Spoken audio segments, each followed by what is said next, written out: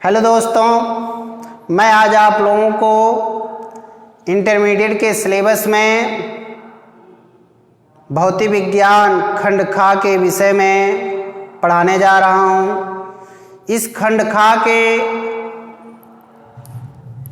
में जितनी भी हेडिंग थी मैंने आपको इससे पहले बताया था। आज उसमें सबसे पहले प्रकाश की क्या है इकाई आपकी जो शुरू हो रही है वो एक है, जिसका नाम है प्रकाश की। ठीक, ये अध्याय है। और खंड कौन सा है ये भी ध्यान दीजिएगा। खंड खा पढ़ रहे हैं। क्या पढ़ रहे हैं? खंड खा। खंड खा में प्रकाशिकी में इकाई एक है। भाग कौन सा है? भाग आपको जो पढ़ाने जा रहे हैं 2। भाग 1 में मैंने इकाइयाँ बताई थी कितनी है। प्रकाशिकी में पहली हेडिंग है आपकी जो आज पढ़नी है, प्रकाश का अपवर्तन।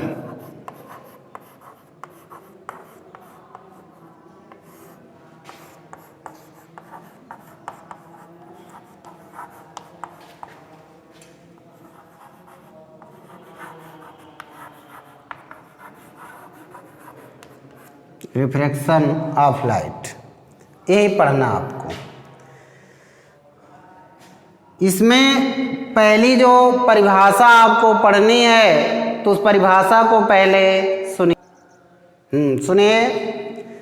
प्रकाश का एक माध्यम से चलकर दूसरे माध्यम में जाने पर, प्रकाश का एक माध्यम से चलकर दूसरे माध्यम में जाने पर विचलित हो जाने की जो क्रिया होती है उसी को प्रकाश का अपवर्तन कहते हैं। हो गई परिभाषा? एक बार और सुन लीजिए। प्रकाश का एक माध्यम से चलकर दूसरे माध्यम में जाने पर विचलित हो जाने की जो क्रिया होती है उसी को हम प्रकाश का अपवर्तन कहते हैं। प्रकाश का अपवर्तन कैसे होता है ये चीज़ ध्यान दीजिएगा थोड़ा फिगर से। मैंने 2 फिगर इस तरह बनाया। ये अभिलंब है इसमें भी, ये अभिलंब है इसमें। ये वायु हो गया, वायु विरल होता है। और एक कांच है, कांच जो होता है वो सघन होता है। क्या होता है? सघन। इसमें प्रकाश का वेग v1 इसमें v2 से प्रवेश किया है, करेगा भी। और इसमें देखिए ध्यान दीजिए, पहले में जब प्रकाश की किरणें विरल से सघन में प्रवेश करती हैं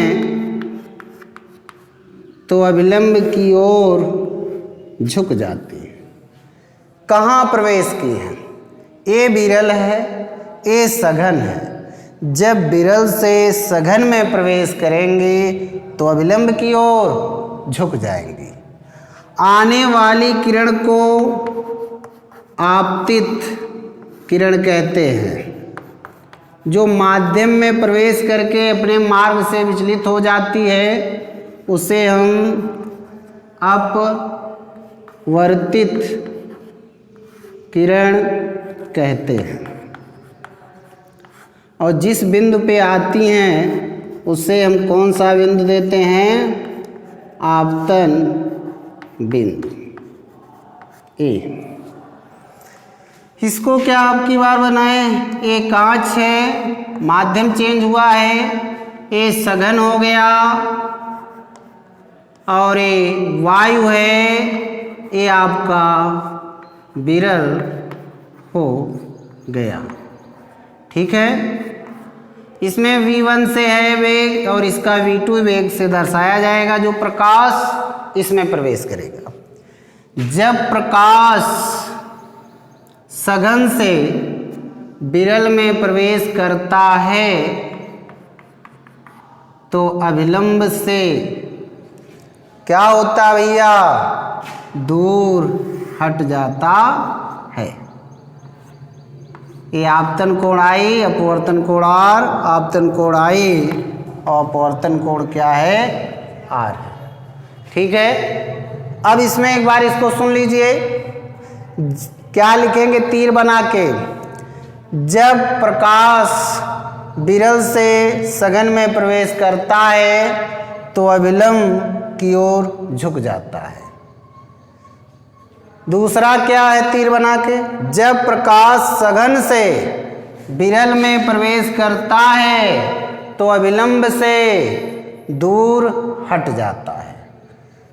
ठीक, आगे इसमें चलिए, मैंने इसमें कई चीज दर्शाया है कि यन क्या है, अभिलंब है। यन क्या है, अभिलंब है। ये आपतित किरण है और ये अपवर्तित किरण है। ये कौन सा कोण है, आपतन कोण जो आप जानते हैं। और ये कौन सा कोण है, परावर्तन कोण नहीं यार, अपवर्तन कोण है।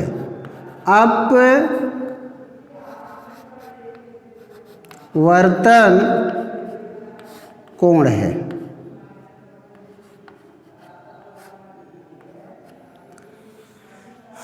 ये चीजें समाप्त हुई। अब आगे आप अपवर्तन का नियम देख लीजिए। अपवर्तन के नियम, दूसरी हेडिंग आप डालेंगे अपवर्तन के नियम।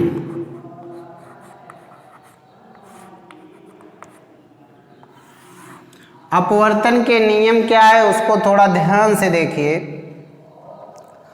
आपतित किरण, कामा अपवर्तित किरण तथा आपतन बिंदु पर अभिलंब तीनों कागज के एक ही तल में होते हैं। एक बार और, आपतित किरण, अपवर्तित किरण तथा आपतन बिंदु पर अभिलंब तीनों कागज के तल में होते हैं। हो गया। दूसरा क्या है, अपवर्तन की क्रिया में आपतन कोण की ज्या मतलब साइन आई तथा अपवर्तन कोण की ज्या मतलब साइन आर का अनुपात एक क्या होता है, नियतांक होता है। ठीक, ध्यान देंगे। क्या है दूसरा नियम,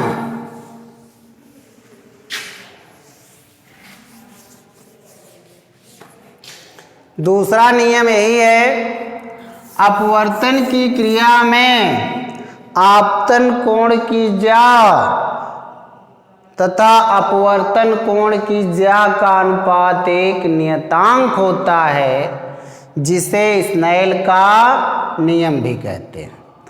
अपवर्तन के दूसरे नियम को स्नेल का नियम कहते हैं। स्नेल का नियम क्या है, आपतन कोण की ज्या व अपवर्तन कोण की ज्या का अनुपात एक नियतांक होता है, अर्थात साइन आई बटे साइन आर बराबर क्या, नियतांक 1n2। ऐसे इसे पढ़ते क्या हैं, पहले माध्यम के सापेक्ष दूसरे माध्यम का अपवर्तनांक 1n2। इसे इस तरह भी व्यक्त करते हैं n12। वही पढ़ते हैं, पहले माध्यम के सापेक्ष दूसरे माध्यम का अपवर्तनांक। अब 1n2 को क्या लिख सकते हैं, पहले माध्यम के सापेक्ष दूसरे माध्यम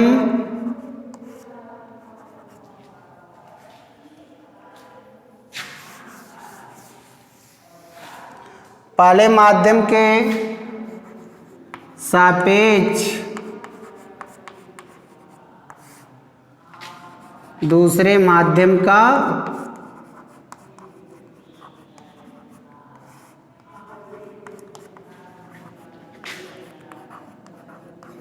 अपवर्तनांक, यही बेटा लिखते हैं। 1n2 को क्या पढ़ेंगे? पहले माध्यम के सापेक्ष दूसरे माध्यम का अपवर्तनांक पढ़ते हैं। एक चीज और ध्यान दीजिएगा, इसे अनुपात में कैसे लिखेंगे? 1n2 को अनुपात में n2 अपान n1 लिखते हैं। 1n2 को अनुपात में क्या लिखते हैं?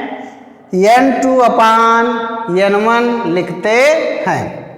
एक चीज और ध्यान देंगे इसमें, अब इसे पढ़ते क्या है? दूसरे माध्यम का निरपेक्ष अपवर्तनांक, दूसरे माध्यम का क्या? निरपेक्ष अपवर्तनांक बटे पहले माध्यम का निरपेक्ष अपवर्तनांक पढ़ते हैं। इसे पढ़ना समझ में आया? दूसरे माध्यम का निरपेक्ष अपवर्तनांक बटे पहले माध्यम का निरपेक्ष अपवर्तनांक।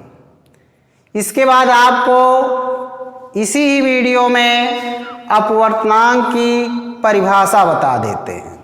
किसकी परिभाषा बता देते हैं? अपवर्तनांक की क्या परिभाषा है। चलिए अपवर्तनांक की परिभाषा डालते हैं। अपवर्तनांक पढ़ाना है। अपवर्तनांक क्या होता है? कई बच्चे पूछते हैं अपवर्तनांक की परिभाषा क्या है, यही ना? अपवर्तनांक की परिभाषा प्रकाश के किसी निश्चित रंग के लिए, प्रकाश के किसी निश्चित रंग के लिए व किसी निश्चित माध्यम के लिए आपतन कोण की जा व अपवर्तन कोण की जा का अनुपात एक नियतांक होता है, जिसे पहले माध्यम के सापेक्ष दूसरे माध्यम का अपवर्तनांक कहते हैं। ठीक? क्या एक बार सुन लीजिए। प्रकाश की किसी निश्चित रंग के लिए, प्रकाश के किसी निश्चित रंग के लिए व किसी निश्चित माध्यम के लिए आपतन कोण की जा व अपवर्तन कोण की जा का अनुपात एक नियतांक होता है, जिसे पहले माध्यम के सापेक्ष दूसरे माध्यम का क्या पढ़ते हैं? अपवर्तनांक पढ़ते हैं। अपवर्तनांक कितने प्रकार का होता है? अपवर्तनांक दो प्रकार का होता है। एक निरपेक्ष अपवर्तनांक होता है और एक सापेक्ष अपवर्तनांक होता है। निरपेक्ष अपवर्तनांक क्या है और सापेक्ष अपवर्तनांक क्या है, दोनों की परिभाषा बारी बारी से सुनिए और आप लिख लीजिएगा। ठीक है? देखिए, निरपेक्ष अपवर्तनांक, अपवर्तनांक में सबसे पहले अपवर्तनांक की परिभाषा तो मैंने बताया आपको। निरपेक्ष अपवर्तनांक क्या है?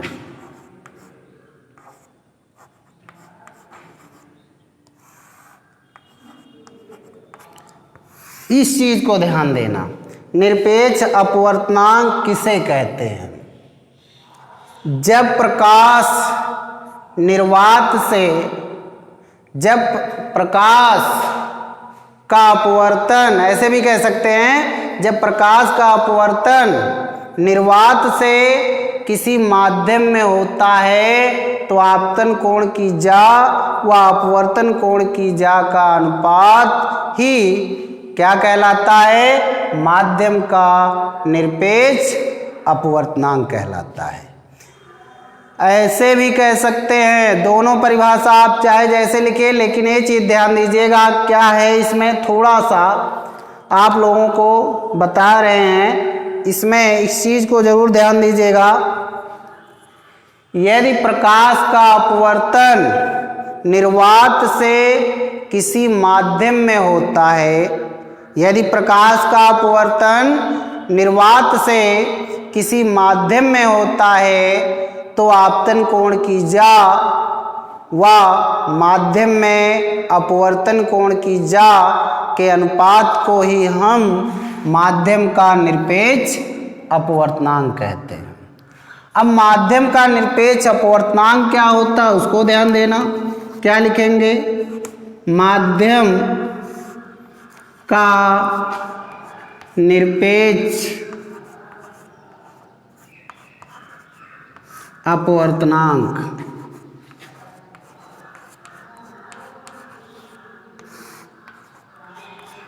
दिखाई दे रहा है। निर्वात में प्रकाश की चाल, कहाँ भैया? निर्वात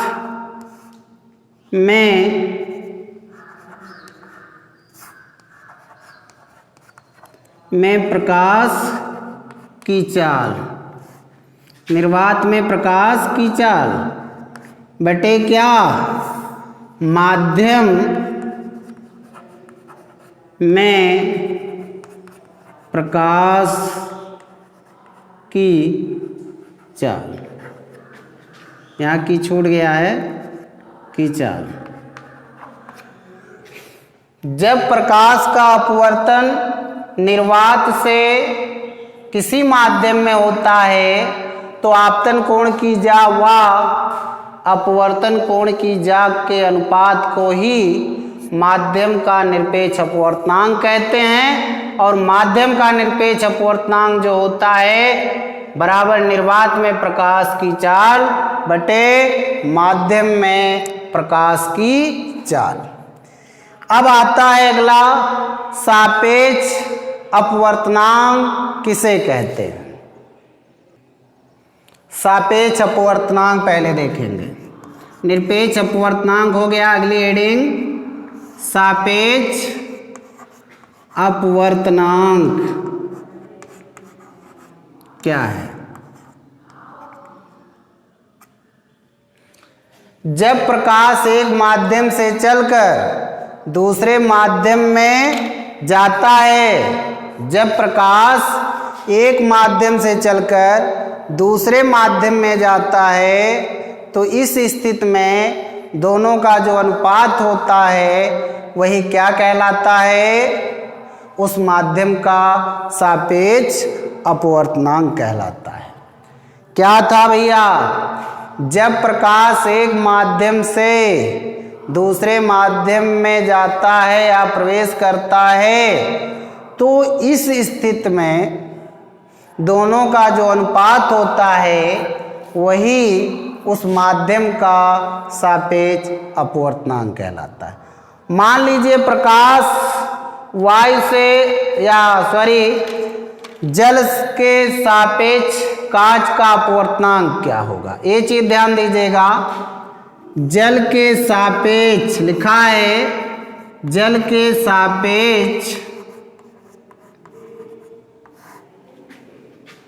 कांच का अपवर्तनांक। जल के सापेक्ष किसका अपवर्तनांक? जल के सापेक्ष कांच का अपवर्तनांक। अब जल के सापेक्ष कांच के अपवर्तनांक को क्या कहते हैं या कैसे व्यक्त करते हैं ये भी ध्यान दीजिएगा। कांच का निरपेक्ष अपवर्तनांक क्या लिखेंगे? इसे कांच का निरपेक्ष अपवर्तनांक आगे लिख लोगे, कोई दिक्कत तो नहीं है ना। कांच का निरपेक्ष अपवर्तनांक बटे किसका? जल का अपवर्तनांक, जल का निरपेक्ष अपवर्तनांक। जल के सापेक्ष कांच का अपवर्तनांक, कांच का निरपेक्ष अपवर्तनांक बटे जल का निरपेक्ष अपवर्तनांक। यहाँ आप लिख लेंगे जल का निरपेक्ष अपवर्तनांक। ठीक। अब इसके बाद अपवर्तनांक का दैनिक जीवन में उपयोग भी है। अपवर्तनांक का बेटा दैनिक जीवन में उपयोग क्या क्या है ये ध्यान दीजिएगा। दैनिक जीवन में प्रयोग क्या है? पहला है रात्रि में तारों का टिमटिमाना। ये दैनिक जीवन में अपवर्तनांक के प्रयोग दिखते हैं। रात्रि में हमें तारे टिमटिमाते हुए दिखाई देते हैं। दूसरा है जल में रखी हुई पेंसिल या जल में रखा हुआ कोई ऐसी वस्तु हमें कैसी दिखाई देती है? तिरछी दिखाई देती है। तीसरा दैनिक जीवन में प्रयोग मिलता है क्षितिज।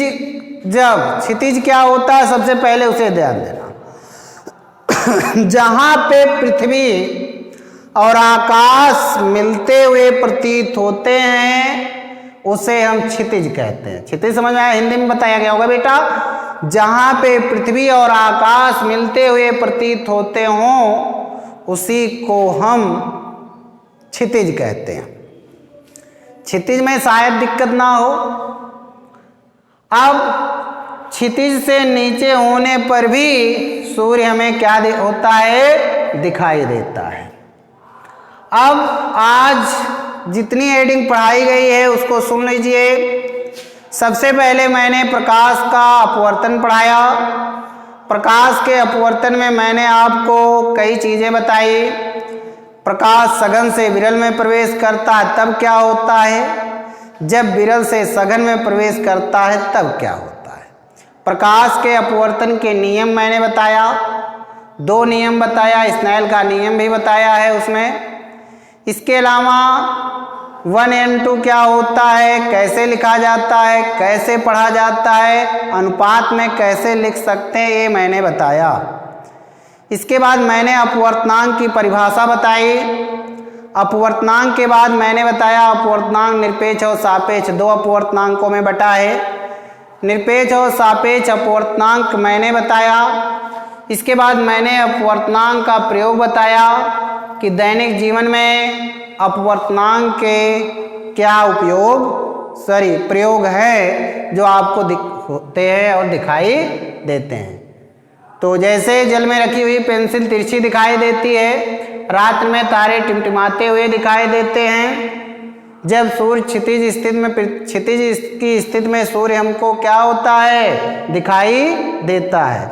क्षितिज से नीचे होने पर भी सूर्य हमको क्या होता है? दिखाई देता है। तो मैंने आज आप लोगों को इतनी हेडिंग बताई है। आज इतनी हेडिंग से संबंधित कुछ क्वेश्चन मैं बोर्ड पे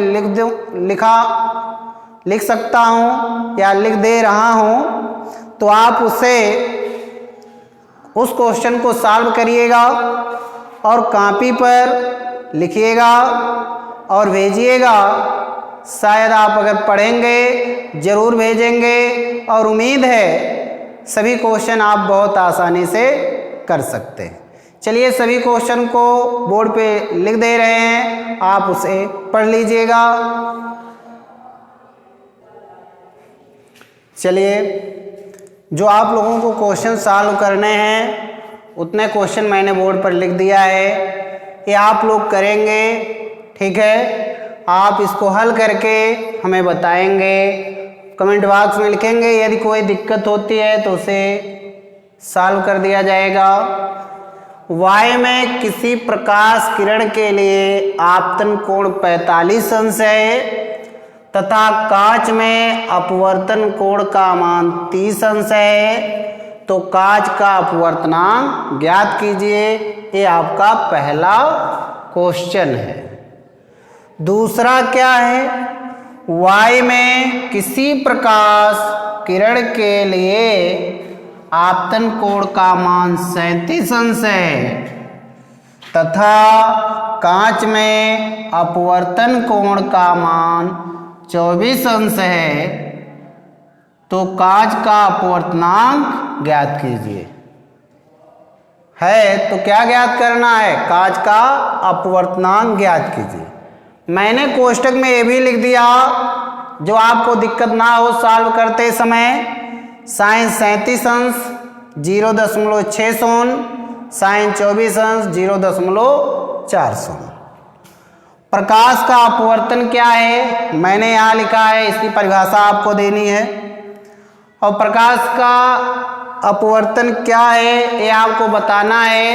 ये भी दे देना प्रकाश के अपवर्तन के नियम क्या हैं, ये आप घर से लिखेंगे। इसमें जल का वायु के सापेक्ष अपवर्तनांक 4/3 है एवं एक अन्य पदार्थ का वायु के सापेक्ष अपवर्तनांक 5/2 है, तब जल का उस ठोस पदार्थ के सापेक्ष अपवर्तनांक ज्ञात कीजिए।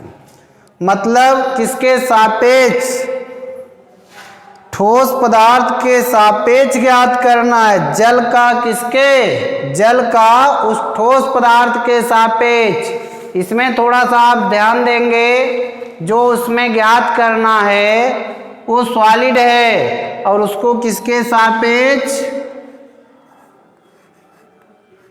इसके सापेक्ष। यहाँ पे यस का मतलब सॉलिड और जल को वाटर को इससे, इसके सापेक्ष आपको अपवर्तनांक ज्ञात करना है। इसका आंसर लिख लेंगे 8/15 आएगा। अगर आप सॉल्व कर लिए तो सही है।